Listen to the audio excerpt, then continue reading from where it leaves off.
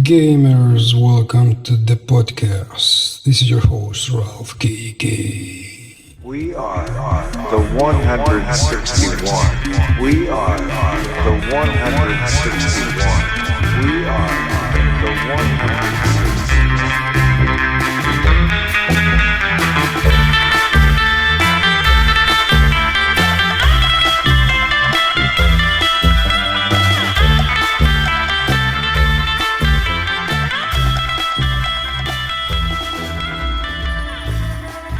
And this week has been pretty hot for gaming. Pretty much the last 2 weeks. All the news and all the talk in town has been about Hogwarts Legacy, which I have been playing also for almost 2 weeks. And I can tell you that Hogwarts Legacy, it is a pretty cool game. What I personally like, it is the atmosphere that it creates, the small little details, the graphics, the art design.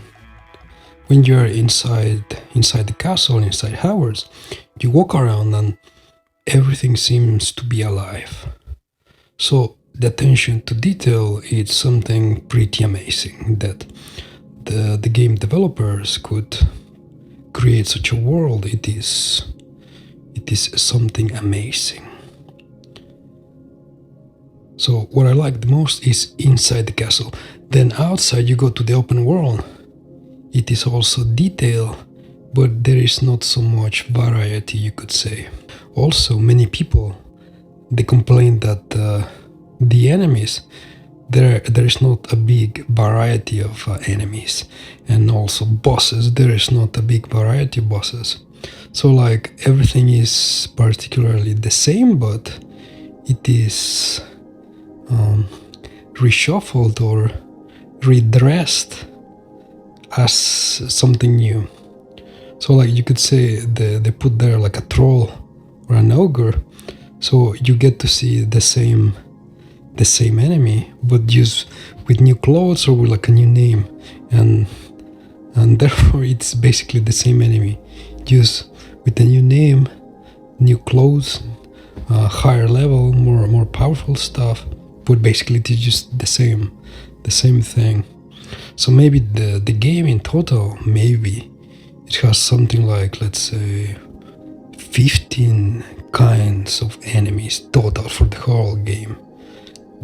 This is kind of a small number, I would say. You compare it to a game like Elden Ring, for example, it is a big difference. But in general, the experience of Hogwarts Legacy, it is a good game, it is a fun game. I got the Super Deluxe Ultra Digital Edition, which was like $100. And I am not sure this money was worth it, you know? My total playtime, it's something like maybe 30 hours. So for 30 hours of gameplay, of the experience itself, yeah, I'm not so sure I would pay $100 for this. But if you compare the experience to like the latest release of Dead Space, the remake of the old game, so the new Dead Space, it has something like 10 hours of gameplay or something, or 15 hours. So if you compare it to that, you could say that, yeah, Hogwarts Legacy, it is like a long game. And also, this week the developers, they came out with some kind of sad news. They said that they are not planning to make any DLC. So the fans, the people that like this game, they are kind of shocked, because there is a lot of hype for this game and people, they really like this game. And then the developers, they come out and say, well, you know, we're not planning any DLCs, you know. So a lot of people, a lot of maybe insiders, they are saying that that most likely they are not planning a DLC because they are already working on a sequel to the game. So, again, as usual, this is about money. To make the most amount of money with the least effort possible.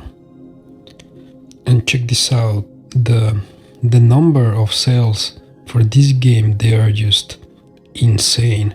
According to the current statistics, supposedly compared to last year, in the same period of time, Hogwarts Legacy has sold way more copies than Elden Ring. And as you know, Elden Ring, it just made a huge amount of money. It sold a huge amount of copies. It is something really crazy to think that Hogwarts Legacy sold more copies than Elden Ring.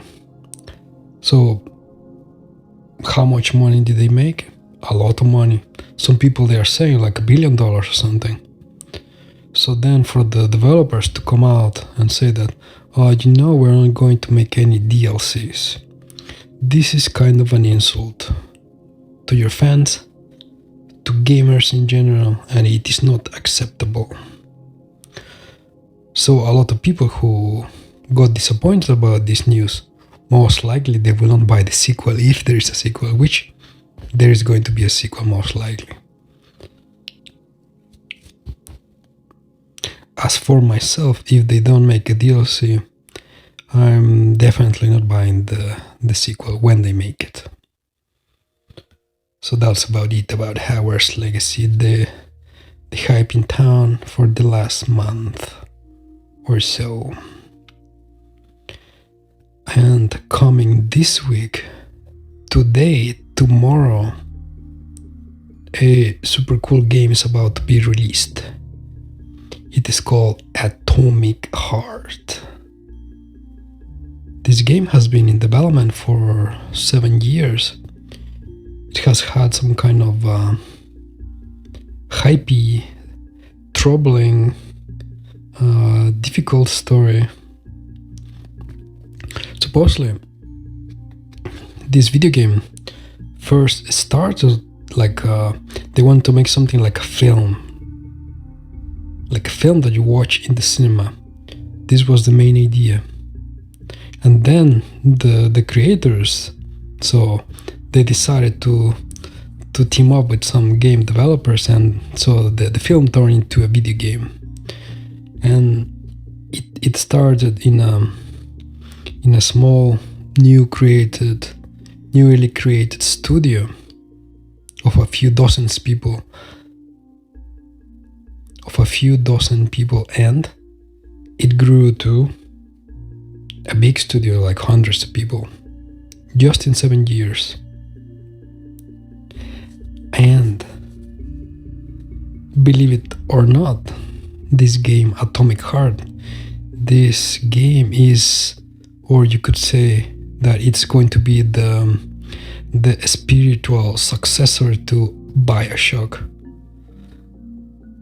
Today, I've been playing for a couple of hours, and it's quite shocking, but the game itself just starts as BioShock started. I mean, the same mechanics, the same, what could you say, environment, the same atmosphere. So you're like this guy walking, or more like you're in a boat, you're going around, and it feels like you're in this dystopian place where everything seems to be perfect, but something bad is about to happen, or something bad has already happened in this dystopia. I mean, the similarities between BioShock and Atomic Heart, they are just too many and too coincidental. So probably the developers, they were thinking about BioShock when they were making Atomic Heart. And at least the first few hours of the game, they are quite amazing, I must say. It is a fun game, it is a pretty game, it is a well-designed game. And it just feels something. It just feels like something fresh in the year 2023. The problem with games these days is that everything is just copy paste, low effort, recycled ideas that they use. I mean, the AAA gaming industry, they create some idea, they see that it works, and they recycle it over and over and over because they want to make money, right? So they are afraid to try new ideas, new concepts. As an example, Assassin's Creed, and the last game from Ubisoft was Assassin's Creed Valhalla. This was something, I don't know, terrible, I would say. I mean, it is a good game. I mean, you can play the game, but it is just recycled, copy-paste stuff with no creativity.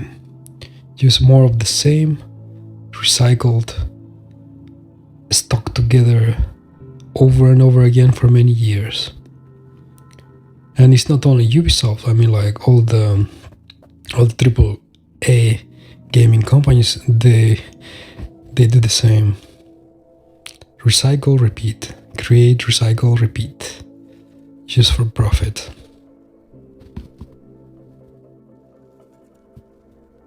So to see this brave idea come to fruition, Atomic Heart is an amazing game that deserves success and to sell millions of copies.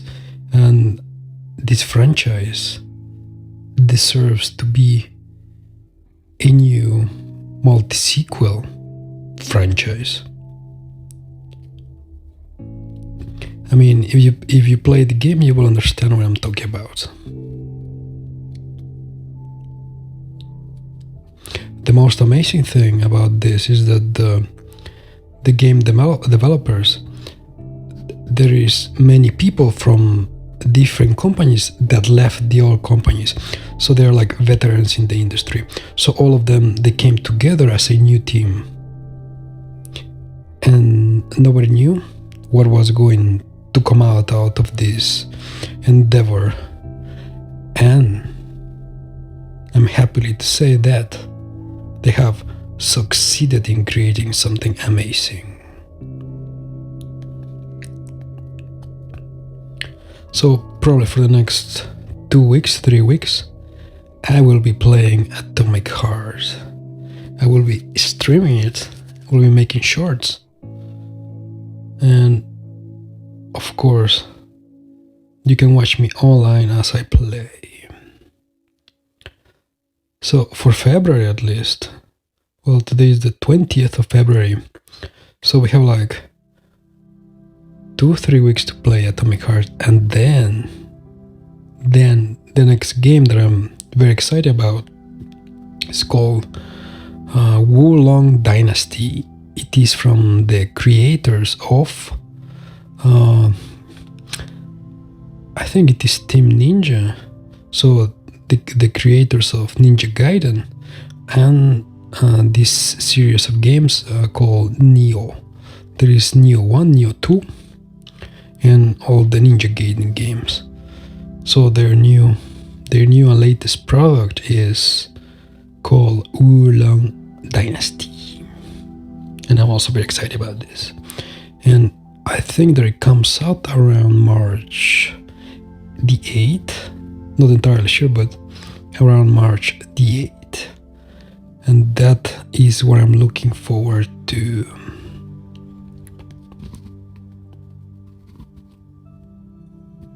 So let's talk about the story of Atomic Heart.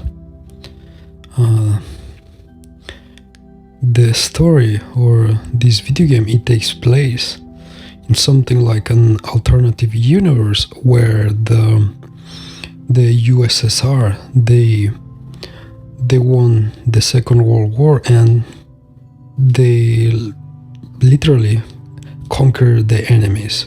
So in in this world, the USSR, it became like some super powerful country which kept developing, and there was no collapse of this country, at least when at the time when this video game takes place. Yeah. And supposedly in this universe, in the USSR, after it won the war, they started to create some new amazing technologies, exotic technologies, like robots, artificial intelligence, unlimited sources of energy. So like all this fun stuff that sounds very futuristic. So they created all of this technology and they implemented it in this world, in their country. So you can see robots walking around like androids. You can see electronics, you can see computers, you can see artificial intelligence living by itself. So yeah, I mean guys, there are like many things to talk about Atomic Heart.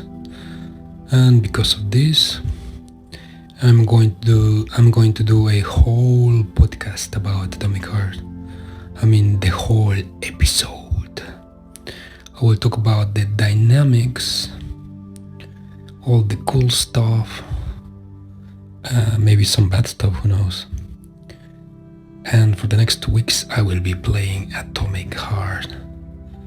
So look forward to the next episode and I will see you around.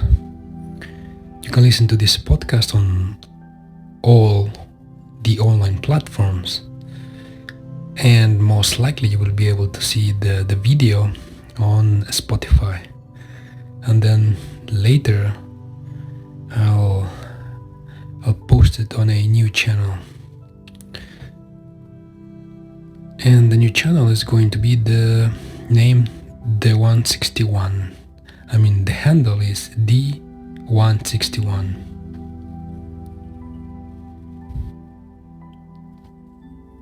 I'll see you around guys. Like, subscribe and whatever, yo.